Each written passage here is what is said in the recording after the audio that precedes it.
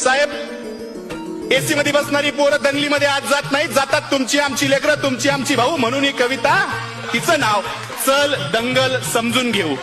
आदेश आले, अफवा आल्या, रंगीबिरंगी झेंडे आले, दगडासोबत धोंडे आले, कळपा कळपानं गेंडे आले, धर्मासाठी कडवे आले, मतांसाठी भडवे आले.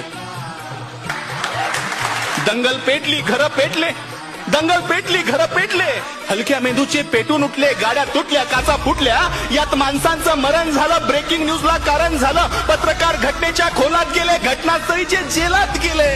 त्यांना जामीन द्यायला आलं कोण? झेंड्यावाले का धर्मावाले? आले माय, बाप आणि भाऊ. चल दंगल समजून घेऊ, खरं खोटं तपासून पाहू. की हे जे काल झालं, हे जे काल झालं त्यात फक्त गरीबाचं हाल झालं.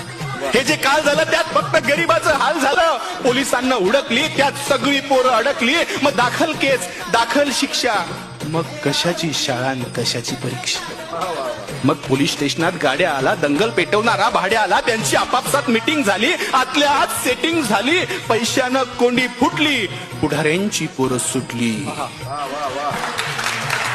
असं सगळं घडतं दंगलीच्या भोवताल, असं सगळं घडतं दंगलीच्या भोवताल. पेटवणाऱ्याची सुटतात, बाकी भाकरीसाठी मवताल. आता जेलात त्यांच्या ढुंगणावर रोज कचून दंडे पडतात. दादा हो, एकदा जाताना साहेबाला विचारा, कोलम कसा असतो, थर्ड डिग्री कसा असतो. आता त्यांच्या ढुंगणावर जेलात रोज कचून दंडे पडतात. पेटवणाऱ्याची सुटली, बाकी सालो साल सडतात. असं सगळं दंगलीमध्ये होत असतं भाऊ. चल दंगल समजून घेऊ, खरं खोटं तपासून पाहू.